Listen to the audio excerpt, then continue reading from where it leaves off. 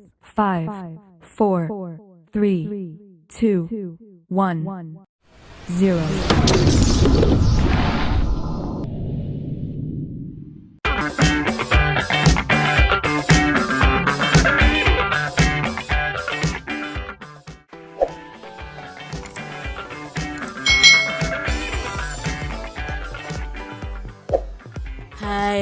Hai. Selamat datang di channel YouTube Kak Citra. Apa kabar adik-adik? Apakah kalian siap belajar bersama Kak Citra hari ini? Hari ini kita masih belajar di tema 6, panas dan perpindahannya. Subtema 3, pengaruh kalor terhadap kehidupan, pembelajaran yang ketiga. Mari adik-adik kita belajar dengan penuh semangat ya. Perhatikan gambar berikut ini adik-adik.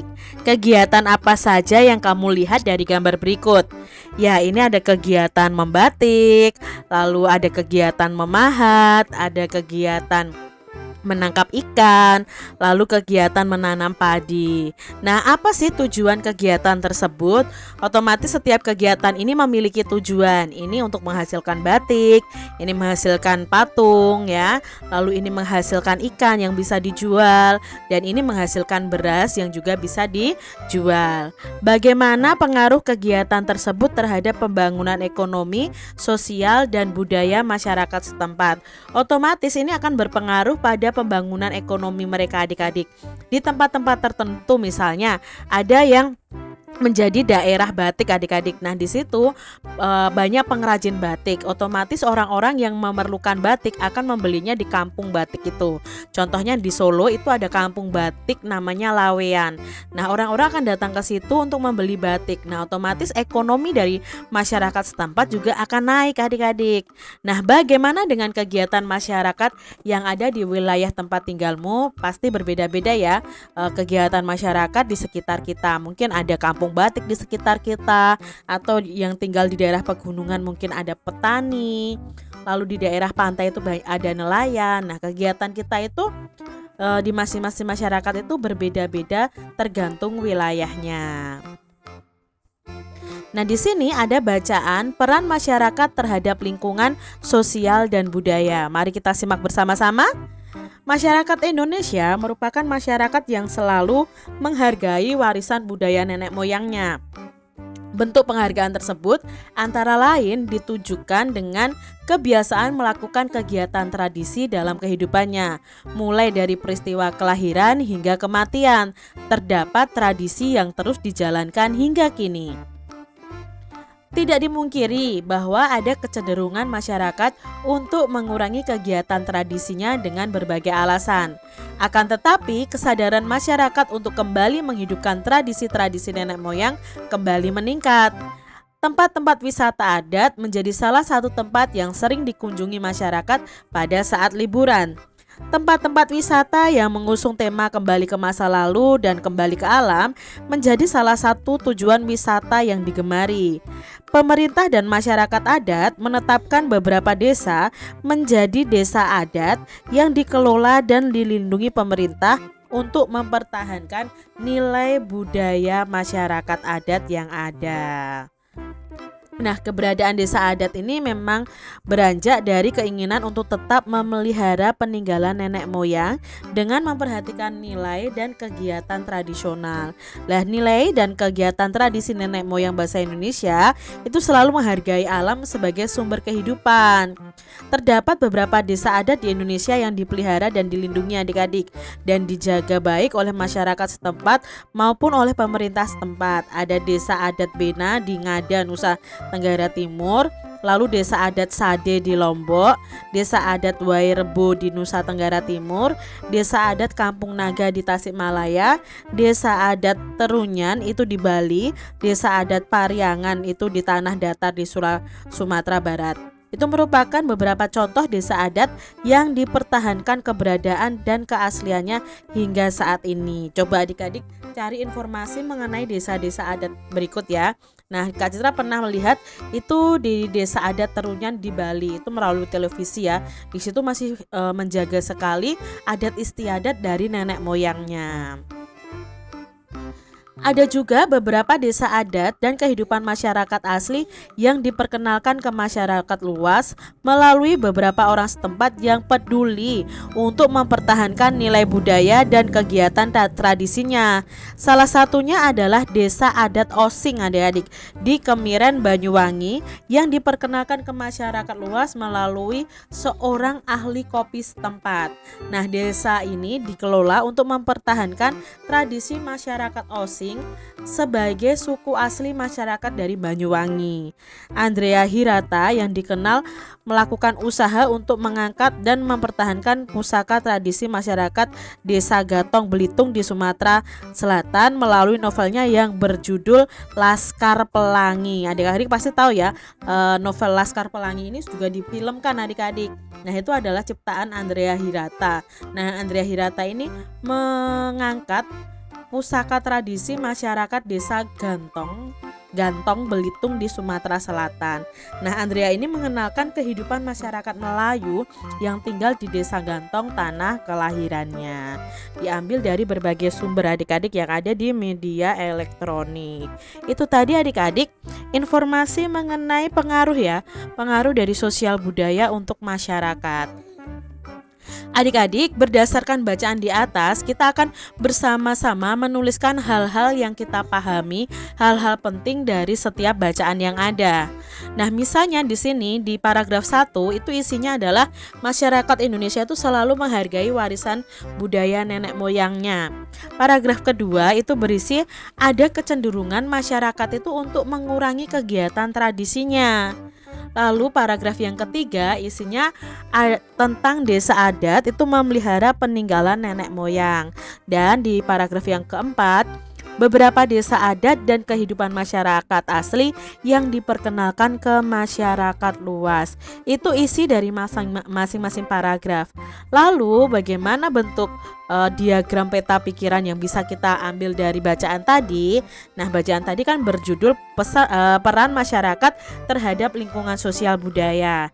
Di paragraf 1, masyarakat Indonesia itu selalu menghargai warisan budaya nenek moyangnya, mulai dari peristiwa kelahiran hingga kematian.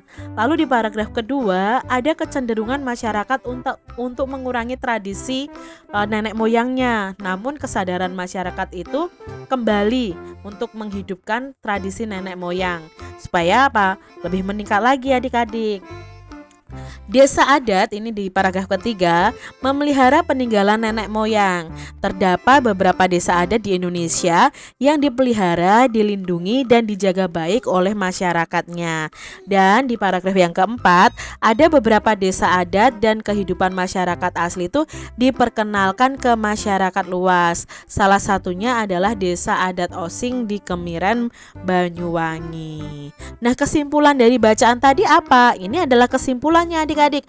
Masyarakat Indonesia itu selalu menghargai warisan budaya nenek moyangnya.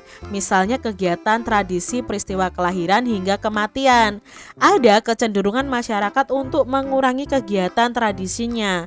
Namun kesadaran masyarakat untuk kembali menghidupkan tradisi-tradisi nenek moyang kembali meningkat.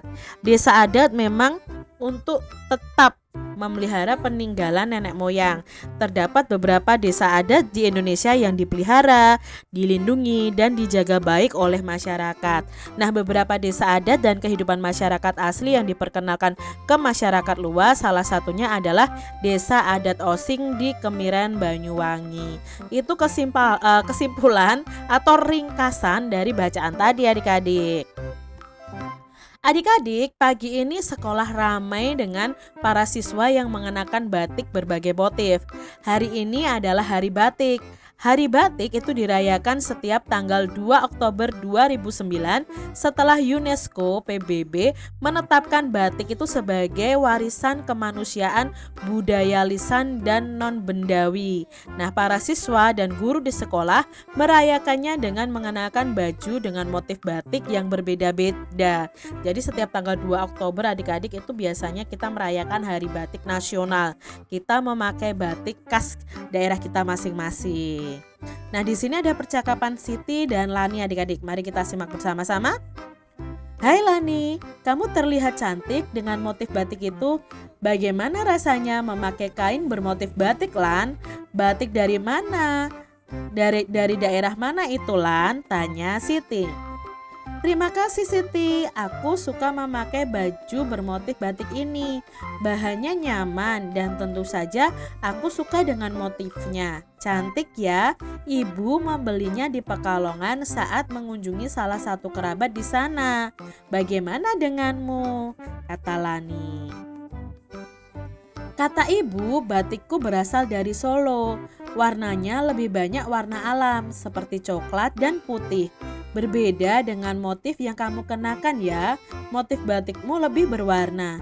Tetapi aku suka sekali dengan yang ini. Ibu bilang aku terlihat anggun dengan baju motif batik ini. Tahukah kamu cara pembuatan batik yang dilakukan nenek moyang kita? Tanya Siti. Ya, aku pernah melihatnya di televisi. Setelah membuat pola yang juga diwariskan secara turun-temurun, para pembatik akan memanaskan malam di dalam sebuah wajan logam. Lalu dengan menggunakan canting yang terbuat dari logam juga, mereka akan mulai membatik. Setelah itu, kain yang sudah dibatik akan dicelupkan ke dalam air panas untuk meluruhkan malam, lalu mencelupkannya ke dalam pewarna. Setelah itu, kain akan dijemur di bawah sinar matahari. Jelas, Lani? Wah, kamu tahu betul proses pembuatan batik, Lani. Informasi dari media elektronik seperti televisi memberikan informasi untuk pengetahuan kita ya. Setelah saya mendengarkan penjelasanmu, ternyata nenek moyang kita pun tahu betul cara memanfaatkan sumber panas untuk kegiatan membatik ya. Hebat, saya semakin bangga dan ingin tahu lebih banyak tentang keunikan masyarakat di Indonesia. Kita cari tahu dari media elektronik lainnya yuk, ajak Siti. Nah itu tadi percakapan Siti dan Lani mengenai batik yang mereka kenakan adik-adik. Nah, keunikan suatu daerah dan masyarakatnya kini menjadi modal utama untuk meningkatkan kehidupan masyarakatnya. Banyak daerah yang berusaha menggali potensi daerahnya dan mengembangkannya agar masyarakat itu mendapat banyak manfaat adik-adik. Nah, salah satu contohnya adalah perajin batik Osing di Banyuwangi tadi. Yuk kita simak bersama-sama kisah tentang perajin batik Osing ini. Nah, masyarakat Osing yang tinggal di daerah pesisir ujung timur Pulau Jawa, tepatnya di Kabupaten Banyuwangi, telah lama melakukan kegiatan membatik. Nah, kegiatan ini umumnya dilakukan dalam skala industri rumah tangga. Setiap kelompok pembatik bisa memiliki motif sendiri yang menjadi keunikan dari kelompok tersebut. Dengan semakin tingginya minat masyarakat umum terhadap batik ini, para pelaku industri batik di Banyuwangi pun melakukan banyak terobosan. Salah satunya adalah mengembalikan pemakaian bahan pewarna alami untuk batik mereka. Bahan-bahan yang digunakan adalah berbagai jenis tanaman yang ada di sekitar rumah pengrajin, seperti daun krangkong, itu sejenis kangkung ya adik-adik, daun lamtoro, daun mangga, jati, jengkol, kulit kopi, daun ketepeng, putri malu, dan kumis kucing. Nah, untuk semakin memperkaya penggunaan pewarna alam dan memperbanyak kreasi motif, desainer nasional bernama Merdi Sihombing dilibatkan. Ia diminta oleh pemerintah daerah setempat untuk melatih para pengrajin batik di Banyuwangi yang mayoritas adalah usaha sangat kecil, usaha kecil dan menengah atau disebut dengan UMKM. Nah, Bupati Banyuwangi bernama Abdullah Aswar Anas mengatakan pelatihan yang memadukan antara desainer nasional dan para perajin lokal dilakukan secara berkala dalam rangkaian menuju Banyuwangi Batik Festival dan Swarna Fest yang digelar pada 9 Oktober tahun 2016 lalu. BBF atau Banyuwangi Batik Festival adalah agenda tahunan Banyuwangi untuk mendorong geliat industri batik. Adapun Swarna Fest adalah ajang untuk kreasi industri tekstil berpewarna alam yang digagas oleh Kementerian Perindustrian. Kami terus mendukung usaha para pembatik untuk meningkatkan produktivitas dan kualitas batiknya. Hal ini akan memberikan pengaruh meningkatnya tingkat ekonomi perajin dan pada pembangunan sosial budaya masyarakat setempat. Dengan batik pewarna alam, para perajin lebih untung karena harga jualnya menjadi lebih tinggi. Apalagi bahan pewarnanya mudah sekali didapatkan di sekitar kediaman para pembatik. Jelas dari Pak Bupati ini adik-adik. Salah satu pengrajin batik Banyuwangi itu dari Sanggar Sekar Bakung sangat antusias dengan pemakaian pewarna alam ini. Ia dan rekan-rekannya mendapatkan banyak manfaat dari pelatihan ini. Salah satunya adalah ia dapat memanfaatkan bahan alami di sekitarnya untuk dijadikan bahan pewarna alami batiknya. Dengan demikian ia tetap dapat memelihara lingkungannya karena pewarna yang digunakan itu sangat ramah lingkungan. Tidak seperti pewarna kimia yang limbahnya itu dapat merusak lingkungan sekitar adik-adik. Nah, ini diambil dari osingningrat.id.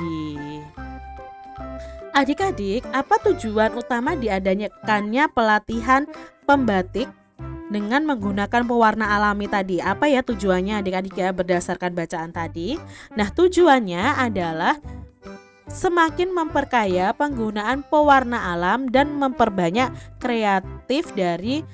kreasi dari motif batik tersebut. Apa manfaat dari kegiatan tersebut bagi para pembatik dan masyarakat Banyuwangi? Otomatis sangat bermanfaat ya adik-adik ya kegiatan tersebut. Nah, manfaatnya apa? Meningkatnya tingkat ekonomi pengrajin dan berdampak pada pembangunan sosial budaya masyarakat setempat. Lalu masyarakatnya atau pengrajin dari batik ini semakin bisa berinovasi, mengkreasi motif dari batik-batiknya.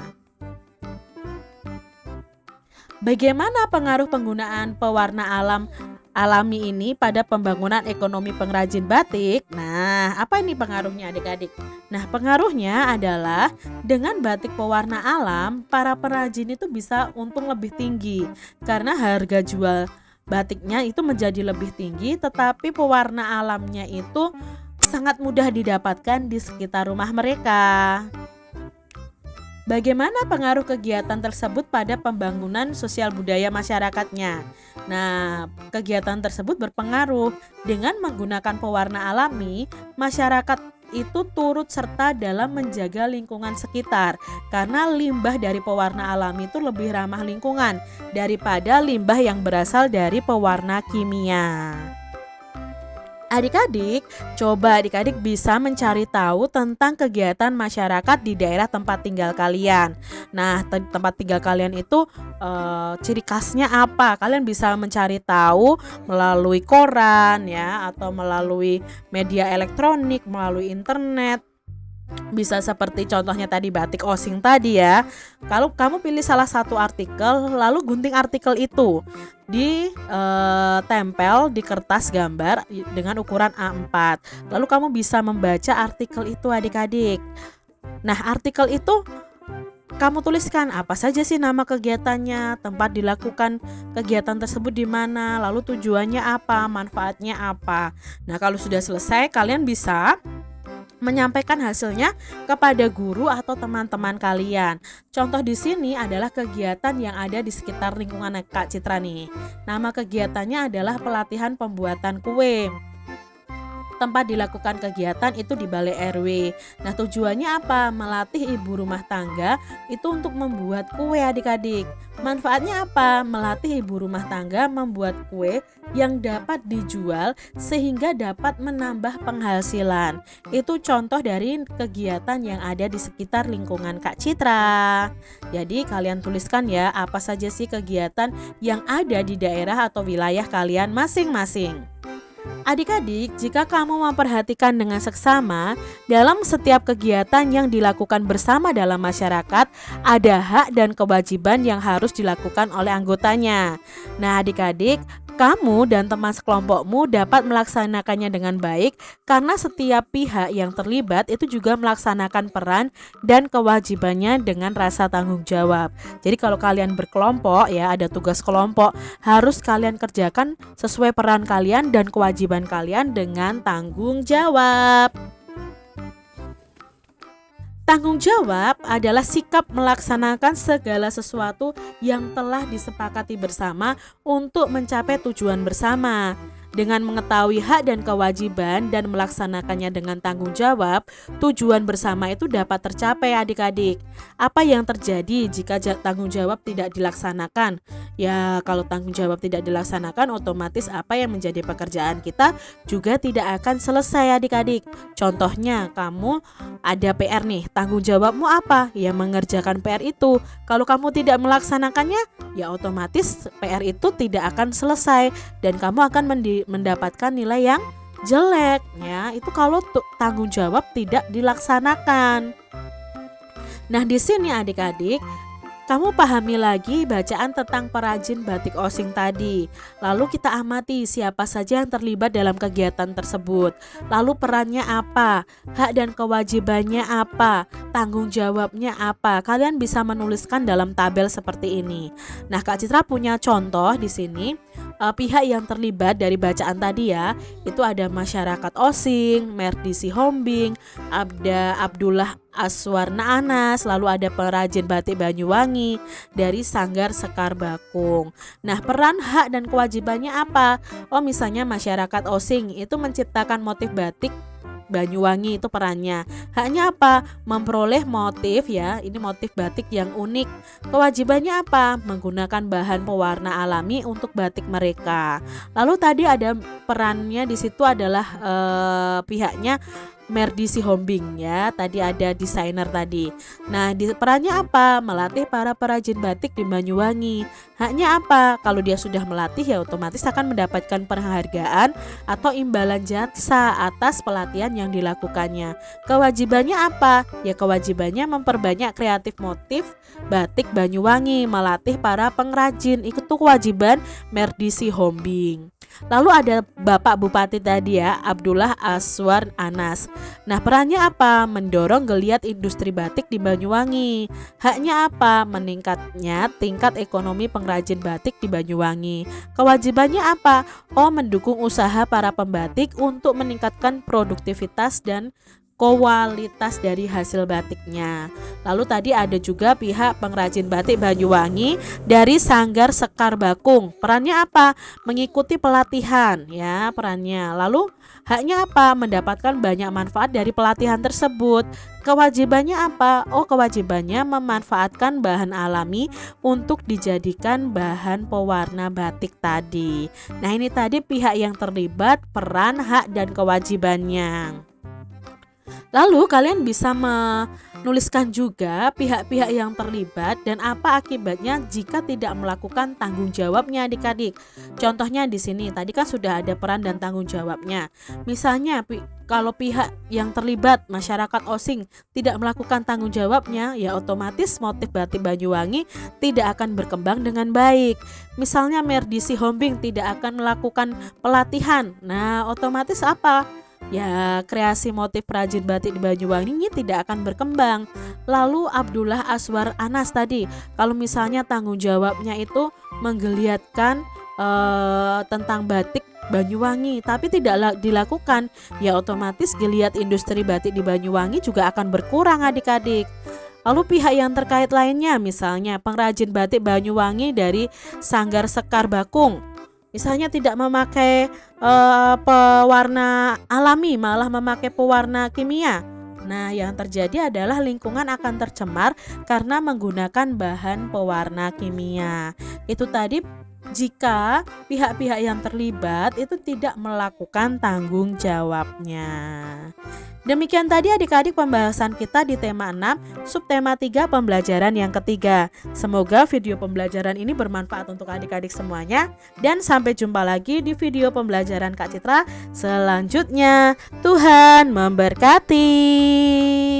Jangan lupa tekan tombol subscribe, lalu tekan loncengnya, tekan juga tombol like, lalu share ke media sosial kalian.